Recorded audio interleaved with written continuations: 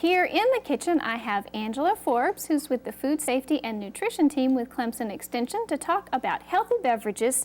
Now, let's start by talking about our water intake or our fluid intake for the day. How much water do we need? Okay, well, we've always heard 8 cups a day, and that would be about this much. And I brought that just for everybody to see, because that's a good bit of water. That sure is. And that's the minimum, you know, and we've always said that, but really it's based on your physical activity level.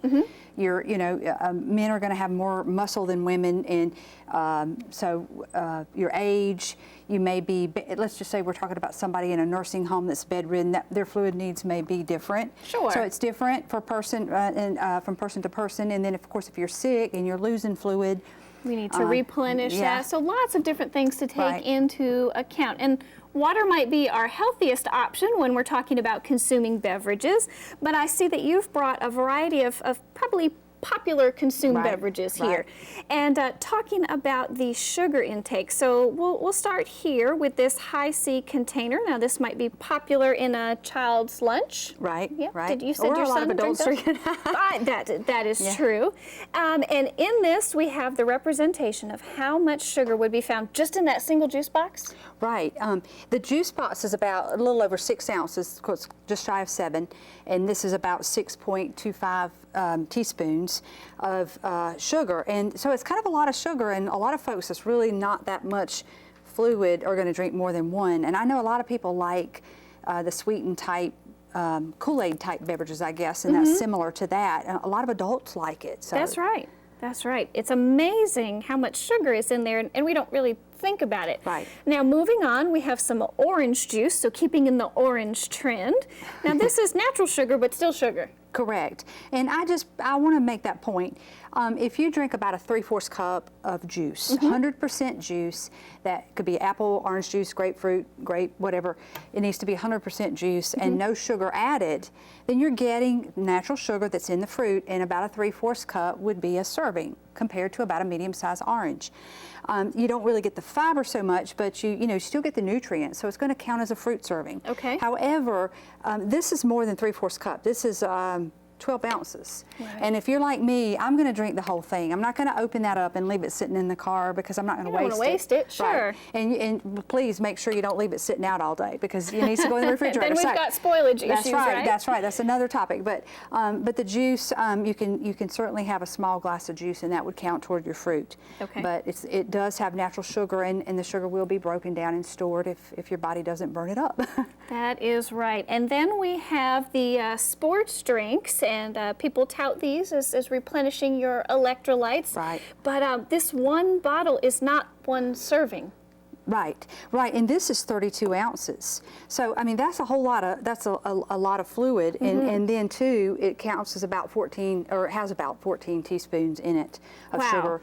So you brought this teaspoon measure, so there's actually 14 of these in there. That is incredible. And to be honest with you, I mean, a lot of folks are physically active. When you think about, the football players, that's a different story. They work out all day. But most of us take a run, and then, so I'm not saying you can't ever have it. It's just that if you're only going to run for about a half an hour, you don't have that many electrolytes you need to replace. So, you shouldn't. Maybe just finish up with a nice glass of water. Yeah, there you go. And it's probably no surprise to most folks, we have some orange soda here, and the container is almost overflowing with sugar. I know. It's and this represents any soda.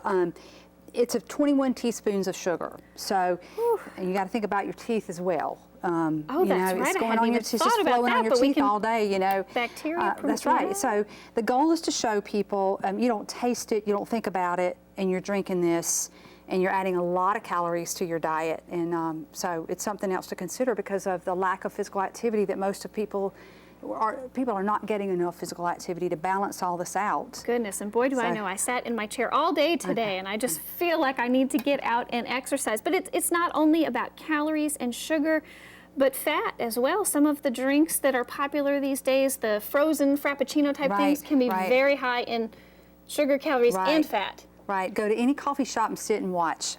Yes, absolutely. I'm a Starbucks junkie, so you are right. Or, Dunkin' Donuts or anywhere else that has coffee-based drinks.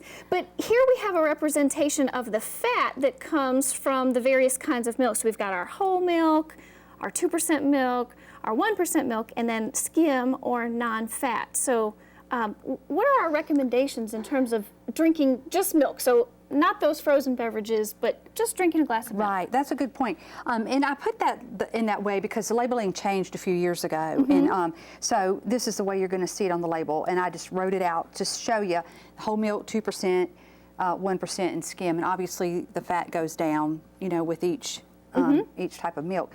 And obviously the whole milk is going to be a lot fattier.